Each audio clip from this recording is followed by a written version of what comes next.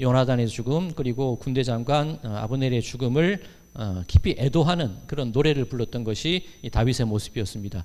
그리고 사울 왕의 죽음을 거짓으로 보고했던 아말렉 청년, 그리고 사울의 아들 이스보셋을 그 죽음을 알려왔던 그들을 오히려 처형하는 것이 다윗의 모습이었습니다. 왜 그러냐면 다윗을 세우는 분은 하나님이시고 어떤 인간의 계략이나 어떤 인간의 노력이나 그런 것으로 다윗이 왕으로 세움받는 것이 아니기 때문에 다윗 본인은 스스로 하나님께서 세움을 입은 사람이라는 것을 명확히 하고, 그리고 진정으로 적이든 아니든 자신을 헤아려 했던 사람들이든 간에 그 슬픔을 진심으로 애도할 수 있는 그런 모습이 다윗의 모습이었다. 그것이 지난주 살펴본 그런 내용입니다.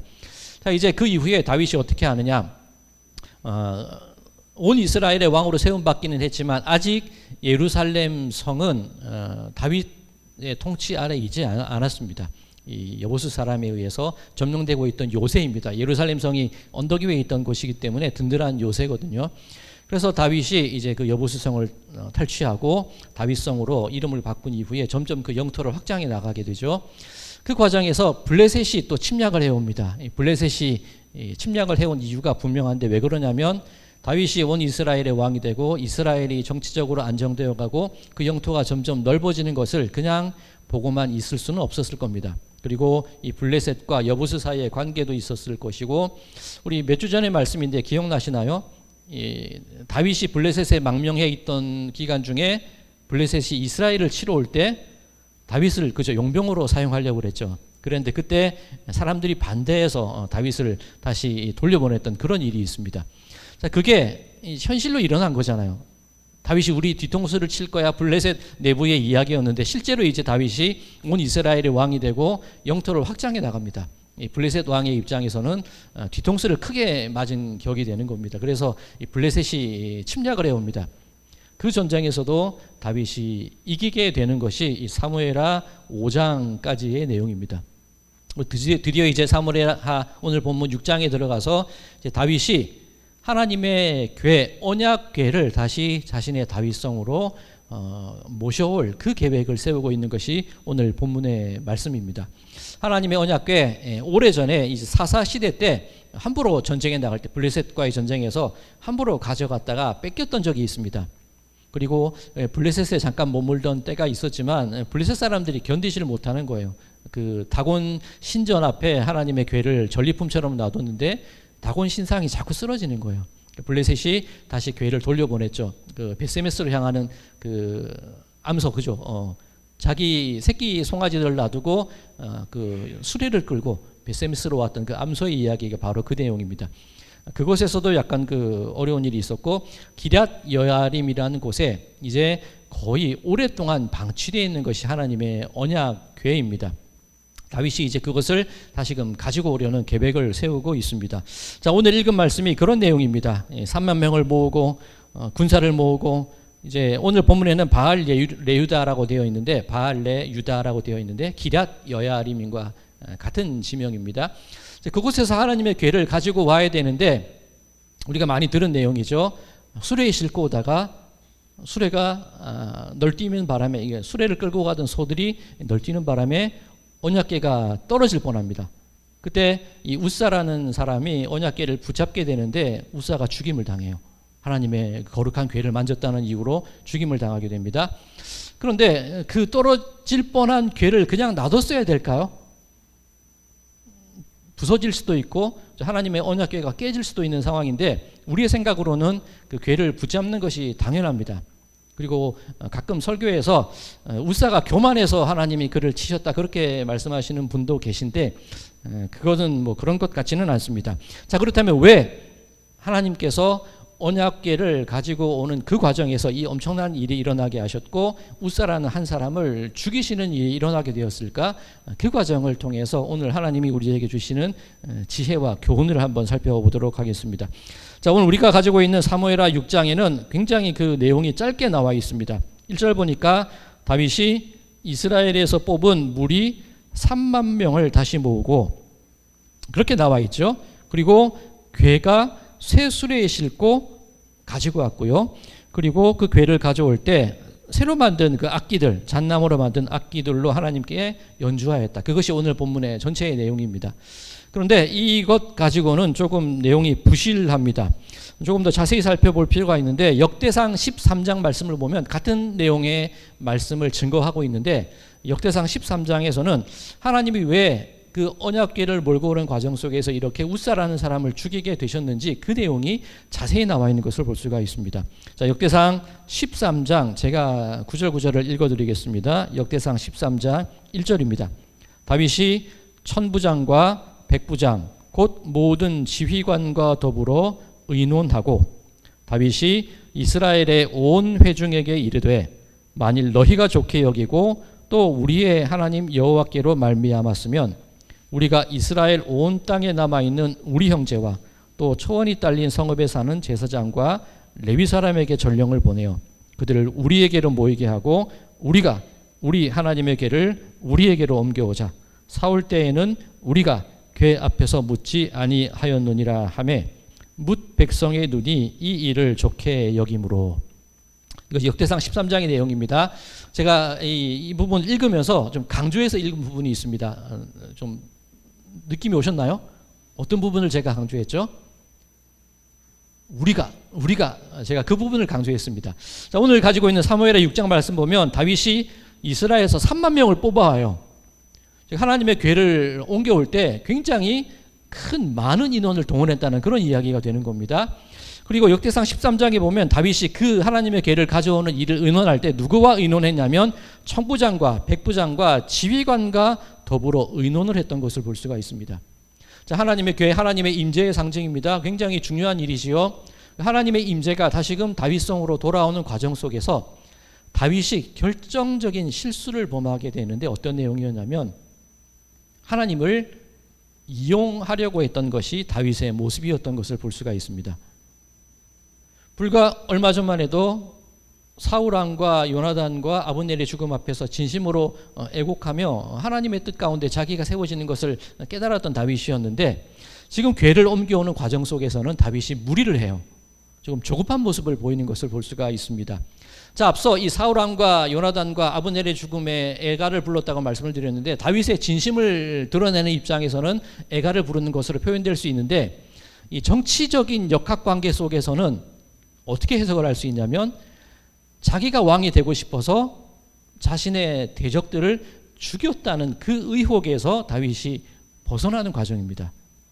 진심으로 애곡하고 애가를 부르고 함께 슬퍼함을 통하여서 다윗의 입장에서는 내가 죽인 게 아니야, 내가 그렇게 꾸민 게 아니야, 그것을 적극적으로 보여준 것이라고 할 수 있습니다. 그런데 이제 블레셋을 쳐부수고 다윗성을 다시금 얻어내고 이제 하나님의 궤를 모셔와야 되는데 그 과정 속에서 다윗이 조급한 마음을 가진 것이 무엇이냐면 빨리 정치적인 안정을 누리고 싶었던 것이 다윗의 마음이었었던 것 같아요. 그래서 군사들을 모으는 겁니다. 군대 지휘관들과 의논하고 그리고 지금 역대상 13장을 읽어드릴 때 제가 계속 반복했죠. 우리가 이렇게 하고 우리가 이 일을 하고 우리가 이 일을 행하고 우리가 이렇게 했을 때 우리에게 좋은 일이 있을 것이다. 다윗의 마음 가운데 빨리 해내고 싶은 그 조급함이 생기기 시작했더라는 겁니다. 역대상 13장 이 3절 말씀에 다윗이 사울왕 때를 빗대어서 한 말이 있는데 무엇이냐면 역대상 13장 3절 다시 읽어드릴게요. 중반절 이후입니다. 사울 때에는 우리가 궤 앞에서 묻지 아니하였느니라. 자, 사울왕 때는 하나님의 궤에게 묻지 않고 그냥 했지 않아.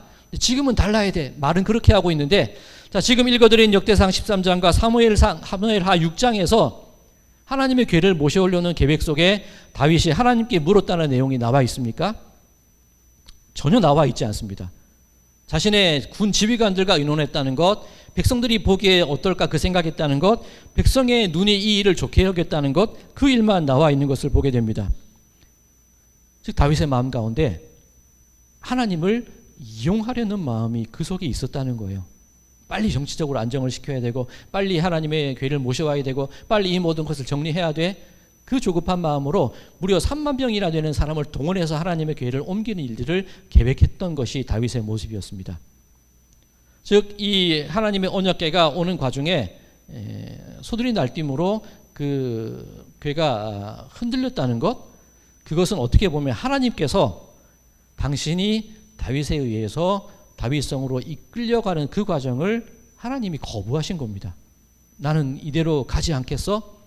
그 소를 날뛰게 하심으로 하나님 스스로가 거부하고 하나님 스스로가 가지 않겠다고 선언하시는 내용이 바로 이 본문이라고 할 수가 있는 겁니다. 자, 그렇다면 다윗이 어떤 실수를 어떻게 저질렀는지를 조금 더 자세히 살펴볼 필요가 있을 겁니다. 자, 우리가 오늘 이 5절까지 해서 읽지는 않았지만 원래 오늘 본문 말씀 가운데 속해 있는 그 부분을 쭉 살펴보면 오늘 설교의 제목이기도 합니다. 하나님이 그 웃사라는 사람, 이 하나님의 괴를 붙잡은 그 사람을 죽이셨을 때, 치셨을 때 그곳 이름을, 그것을 향하여 무엇이라고 설명을 하고 있습니까? 오늘 설교의 제목이기도 합니다. 베레스 웃사라는 그 단어가 있습니다. 이 베레스 웃사라는 것이 어떤 뜻이냐면 페레츠 우자라는 그 히브리어의 원어입니다. 페레츠라는 것이 이 페라심, 페레즘이라는 말로 깨뜨리다, 흩어버리다, 치시다, 그런 내용입니다. 하나님이 웃사를 치셨다라는 그 내용으로 해석할 수 있을 텐데 실제로 하나님이 웃사를 치시긴 했지만 드러내고 싶은 것은 하나님이 다윗의 계획을 치신 거예요. 천부장과 백부장과 이뤄냈던 것들, 백성의 눈에 좋아 보이는 것들, 우리가 이렇게 해내면 우리가 할 수 있어. 그 모든 계획들을 하나님이 치신 겁니다. 베레츠 하신 거예요. 그러면 우리는 이 가운데에서 어떤 교훈을 얻을 수 있을까? 자, 오늘 설교가 시작될 때 제가 이 오늘 본문의 말씀에 이르기 전까지의 내용들을 간략히 정리해서 설명을 드렸습니다. 이 사무엘하 5장 말씀에 보면 바로 앞장이죠. 오늘 본문의 바로 앞장입니다. 잠깐 펼쳐 놓으셔도 될 것 같아요. 이 사무엘하 5장 말씀에 보면 다윗이 블레셋과 전쟁을 하는 그런 장면이 나오는 것을 볼 수가 있습니다. 그런데 블레셋과 전쟁할 때에 다윗이 했던 행동 가운데 눈에 띄는 것이 있습니다. 사무엘하 5장 19절 말씀이 있습니다. 우리 펼쳐놓으신 분들 함께 읽어볼까요? 사무엘하 5장 19절 앞부분만 읽겠습니다. 시작. 다윗이 여호와께 여쭈어 이르되 내가 블레셋 사람에게로 올라가리이까. 전쟁을 시작할 때 다윗이 하나님께 물었다는 겁니다. 다른 말로 하면 기도를 했다는 거예요. 굳이 이 사무엘하 5장 말씀뿐만이 아니라 다윗이 여러 가지 전쟁을 행할 때 다윗의 모습 속에서 하나님께 물으니라, 하나님께 여쭈니라, 하나님께 기도하니라, 그 내용들이 반복되는 걸 볼 수 있습니다. 평소에 다윗이라면 하나님께 묻고 기도하고 확인받고 하나님의 뜻 가운데 그 모든 일들을 행했던 것이 다윗이었습니다. 그런데 언약궤를 모셔오는 과정 속에서는 그 일을 하지 않았다는 거죠. 자, 사무엘하 5장 말씀 우리가 계속해서 한번 읽어볼까요? 자, 하나님께서 블레셋을 손에 붙여주십니다. 사무엘하 5장 20절을 한번 읽어볼까요? 시작. 다윗이 바알 브라심에 이르러 거기서 그들을 치고 다윗이 말하되 여호와께서 물을 흩음같이 내 앞에서 대적을 흩으셨다 하므로 그곳 이름을 바알 브라심이라 부르니라. 아멘. 자, 바알 브라심, 이 말은 이 바알 페라찜이라는 말로 히브리어 원어입니다. 바알 페라찜. 이 하나님께서 이 흩으시는 주, 그런 뜻입니다. 이 바알이란 말은 우리가 우상으로 섬기는 그 바알과 이 발음이 같아서 그렇지 그 바알 신을 의미하는 것은 아닙니다. 이 바알이란 바알 브라심에서 바알이라는 단어는 주, 나의 주인이라는 그 대명사로 쓰이는 그런 단어입니다. 그리고 이 브라심이라고 되어 있는데 이 페라침, 뭔가 비슷하지 않습니까? 이 설교 제목 보면 베레스, 페레츠 할 때 비읍, 리을, 시읒이죠. 브라심 할 때도 비읍, 리을, 시읒이 있습니다. 베레츠 우자, 발, 페라찜, 그 어근은 같아요. 그 단어가 쓰인 그 원문, 원래 어근이 같다는 겁니다. 페라츠, 파라치라고도 하는데 깨뜨리다, 흩어버리다, 무너뜨리다, 그런 의미를 가지고 있습니다. 자, 사무엘하 5장과 사무엘하 6장 불과 한 장 차이예요. 그리고 블레셋을 이긴 이후에 곧바로 다윗이 언약궤를 가지고 오는데 바로 붙어 있는 사건입니다. 그런데 앞 사건에서는 바알 페라침, 그리고 뒷 사건에서는 페레츠 우자, 같은 단어의 어근을 가진 말이 반복되고 있는데 굉장히 중요한 교훈을 담고 있는 거예요. 블레셋 때는 어땠습니까? 하나님, 제가 블레셋을 치러 가도 될까요? 다윗이 묻고 또 묻습니다. 지금 읽은 이 사무엘하 5장 19장 20절뿐만이 아니라 이후에 23절 이후에 보면 제가 굉장히 좋아해서 자주 인용하는 본문이기도 한데 다윗이 여호와께 다시금 여쭙니다. 하나님 싸우러 갈까요? 그때 하나님이 대답하시기를 나무 위에서 걸음 걷는 소리가 들리거든 매복해 있다가 쳐라 그렇게 대답을 하시거든요. 뽕나무 위에 걸음 걷는 소리를 들어보신 분이 없으실 거예요. 그죠? 뽕나무 위에 걸음 소리가 들려 뭔지 몰라요. 그런데 다윗은 분명히 알아듣고 전쟁에서 승리하게 됩니다. 그 말은 다윗은 평소에도 하나님과 교통하고 소통하고 하나님의 말씀에 귀를 기울이는 생활을 늘 해왔다는 겁니다. 즉 바알 페라침 하나님께 묻고 하나님께 의지하고 하나님께 아뢰고 하나님께 기도하고 하나님께 내 모든 인생의 길을 맡길 때에는 바알 페라침 하나님이 적들을 흩으시는 주인이 되셔서 직접 전쟁에 나가시고 직접 우리로 하여금 승리를 주시는 분이라는 거예요. 그런데 다윗이 묻지 않고 우리가 해낼 수 있어 그 생각을 가질 때에는 하나님이 적들을 무찌르는 것이 아니라 페레치 웃자 다윗을 치시는 거예요. 바로 우리들의 인생도 똑같은 겁니다. 내가 이것을 해낼 수 있어 이대로 하면 되겠지 나름의 계획과 나름의 방법들을 고안해냅니다. 그때 하나님은 누구를 치시냐면 우리들을 치신다는 거예요. 그런데 하나님께 묻고 기도하고 아뢰고 간구하고 기다리고 하나님께 소망을 둘 때 바알 브리심 하나님은 적들을 치시는 하나님이 되신다는 것을 오늘 본문이 우리에게 알려주고 있는 교훈입니다. 자, 우리가 개척할 때에 우리가 예전에 그 예배당이 없어서 그 공간을 빌렸을 때 그런 말씀을 한번 드렸던 기억이 납니다. 조금 더디 가더라도 묻고 기도하고 그렇게 가는 우리 공동체가 되면 좋겠다는 말씀을 드렸습니다. 그리고 그때 드렸던 말씀 가운데 그런 것이 있습니다. 하나님께 기도해서 바로바로 응답해 주시고 들려주시면 좋을 텐데 그 응답이 어떤 응답일지 하나님의 뜻이 어디에 있을지 우리가 어떻게 확신을 가질 수 있을까? 묻고 또 묻는 과정이 필요하다고 말씀을 드렸습니다. 이거야. 그 확신 가지고 나가는 마음이 아니라 이 길이 맞습니까? 이 길로 가면 될까요? 끊임없이 기도하고 간구하는 가운데 교만함이 아니라 겸손함으로 이렇게 해도 될까요? 그 마음으로 이 한 걸음 한 걸음 그 길을 걸어가게 될 때 그 속에서 우리가 하나님의 뜻을 찾아나가고 발견해 나갈 수 있다는 그런 말씀을 드렸었습니다. 물론 지금 제 개인적인 연약함으로 인해서 우리 교회 행정적인 절차가 조금씩 늦춰지고 있는데 그 부분에 대해서는 정말 죄송합니다. 그것을 말씀드리는 것이 아니라 우리 교회가 나아가는 방향 속에서 우리는 하나님의 뜻이 어디에 있는지를 기도하고 묻고 기다리는 속에서 우리의 교회가 조직이 우리들의 공동체가 조금씩 그 자리와 위치들을 만들어 나가기를 소망하는 그 바람이 오늘 본문 말씀 속에서 드러나고 있다는 것을 말씀을 드리려는 겁니다. 많은 교회들이 많은 그런 계획들을 세웁니다. 좋은 공간들 여러 가지 계획들을 이것을 이루어 나가는 과정 속에서 이렇게 해야 돼라고 확신하는 그런 생각들이 있을지 모르겠지만 행여 그 가운데 오늘 다윗이 저지른 실수처럼 천부장과 백부장과만 의논하고 백성들의 눈이 보기에 좋게만 여기고 우리가 이것을 통해서 얼마나 우리의 강함과 우리의 편리함이 드러날 수 있을까 그 일을 생각하게 될 때에는 베레스 우사 하나님이 치실 수밖에 없다는 거예요. 하나님이 막으시고 거부하고 멈추게 하실 수밖에 없다는 거예요. 그러니 우리가 해야 될 일은 하나님 맞습니까? 바알 브라심의 하나님을 기대하는 마음으로 소망하는 마음으로 하나씩 한 걸음씩 그 길을 향해 나아가는 우리들의 모습이 되어야 하겠다. 그 바람으로 오늘 이 말씀을 함께 나눕니다. 자, 오늘 이 본문 말씀 가운데 이 다윗이 또 한 가지 일이 있습니다. 어떤 일을 했냐면 다윗이 하나님께 찬양을 해요. 새 수레를 싣고 올 때 잣나무로 새 악기들을 만듭니다. 여러 가지 악기들을 만들어서 여호와 앞에 연주해요. 자, 하나님 앞에 찬양을 드리고 하나님 앞에 연주하고 겉으로 보기에는 참 아름다운 일입니다. 그런데 이 연주와 이 찬양이 과연 하나님께 합당하고 하나님께 드려진 찬송이었을까? 우리들은 어떨 때 어떤 마음으로 하나님을 찬양해야 될까? 그것도 한번 짚어볼 필요가 있을 겁니다.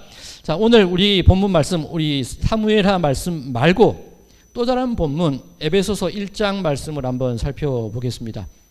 자, 에베소서 1장 3절에서 14절인데 한번 펼쳐볼까요? 에베소서가 시작되는 말씀이고 이 에베소서 1장 말씀 이 칼빈이 참 좋아했던 그런 말씀이라고 합니다. 자, 보시면 1절과 2절은 에베소 교회를 향하여 보내는 바울의 첫 인사 과정이고요. 3절부터 오늘 실제로 본문이 시작이 됩니다. 자, 3절 어떻게 시작이 됩니까? 찬송하리로다 하나님 곧 우리 주 예수 그리스도의 아버지께서. 자, 찬송하리로다. 그리고 본문의 제일 마지막인 14절 마지막 절이 어떻게 끝이 나고 있습니까? 이는 우리 기업의 보정이 되사 그의 얻으신 것을 속량하시고 그의 영광을 찬송하게 하려 하심이라. 자, 에베소서 오늘 본문의 시작과 끝은 찬송과 찬송으로 끝이 납니다. 이 내용을 가만히 살펴보면 우리가 어떨 때 어떤 마음으로 찬송을 해야 될지에 관한 내용이 그 사이에 들어가 있다고 해도 틀린 말은 아닐 겁니다. 그럼 어떤 과정 속에서 우리가 찬송을 해야 될까? 자, 다 읽기는 그렇고 한번 눈으로 쭉 훑어보시기 바랍니다. 에베소서 1장 3절에서 14절 우리가 찬송해야 될, 찬양해야 될 그 이유를 살펴보는 과정 속에서 이때에도 굉장히 많이 반복되는 단어가 있는 것을 볼 수가 있습니다. 어떤 말이 반복될까요? 3절 중반절 하반절에도 아버지께서 그리스도 안에서, 4절에도 창세전에 그리스도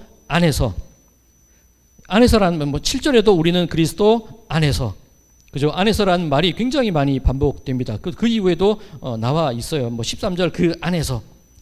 자, 안에서. 이 말씀이 어떤 말씀일까? 이 3절에서 14절 굉장히 긴 말씀이긴 한데 함축적으로 설명을 할 수가 있을 거예요. 자, 예전에 오래전 끝났던 드라마인데 파리의 연인이라는 드라마가 있습니다. 보신 분 계신가요? 맨날 저만 보지요. 저희 아내가 굉장히 즐겨봤던 드라마로 기억이 납니다. 그 파리의 연인 할 때 그 주인공이 박신양하고 김정은 그리고 이동건이 있습니다. 자, 유행어가 많았어요. 어떤 유행어가 있었죠? 파리의 연인. 애기야 가자. 그게 있었고요. 그리고 내가 네 남자라고 왜 그 말을 못해? 그죠? 박신양이 했던 그 말이 있습니다. 또 하나 유행했던 말이 있는데 뭐가 있을까요? 이 안에 너 있다. 그죠? 이 안에 너 있다. 이게 박신양이 한 말은 아니고 이동건이 자기도 김정은에 대한 애틋한 마음이 있는데 자꾸 박신양에게로만 향하니까 그게 안타까워서 이 안에 너 있다. 그 말을 하는 거예요. 자, 우리 여성분들 그 장면을 볼 때 어떠셨어요? 떨리지 않으셨어요? 즐겨봤던 사람한테 물어볼게요. 어떤 느낌이 들었었어요? 그죠? 이동건이 하는 그런 반응이 있어요. 이 안에 너 있다. 그죠? 바로 그거예요. 그리스도 안에. 하나님 우리를 죄악 가운데 구원해 주셨는데 어떤 과정을 통해서 구원해 주셨냐면 예수님께서 우리를 보고 말씀하시는 거예요. 이 안에 너 있다. 우리들의 삶이, 우리들의 인생이, 우리들의 삶의 방향과 계획과 우리들의 모든 것들이 그리스도 안에서 이루어진다는 거예요. 내 안에 너 있어. 예수님 우리 보고 하시는 말씀이 내 안에 너 있다. 그 말씀이라는 거예요. 자, 그러면 왜 우리가 찬송할 수밖에 없을까? 나는 죄 가운데 죽었고 방황하고 진리를 알지 못하고 그런 인생을 살아가는 것이 내 모습인데 예수님이 그 당신의 마음 가운데 나를 품어주셨기 때문에 그래서 내가 감사함으로 하나님께 예수님께 찬양하고 하나님께 찬양을 올리는 그 이유가 됩니다 라고 고백을 하는 것이 이 에베소서의 말씀입니다. 다윗의 찬양과 너무나 다르지 않나요? 다윗이 처음에는 새로운 수레를 만들고 새로운 악기를 만들고 보란듯이 3만 명을 동원해서 하나님 보십시오. 백성들아 함께 바라보아라. 내가 이렇게 나라를 안정시키고 있다는 것을 보여주기 위한 찬송이 바로 이 다윗의 찬송이었다는 거예요. 그런데 그렇게 한 번의 실수 이후에 다윗이 그 다음에 어떻게 찬송을 하냐면 에봇을 입고 나갑니다. 에봇, 이 제사장이 입는 옷인데 우림과 둠밈이 들어 있습니다. 하나님의 뜻을 묻는 거예요. 다윗이 그 에봇을 입고 하나님 앞에 춤을 춰요. 그때가 진정 하나님께 올리는 찬양과 기쁨의 찬송이 아닐까요?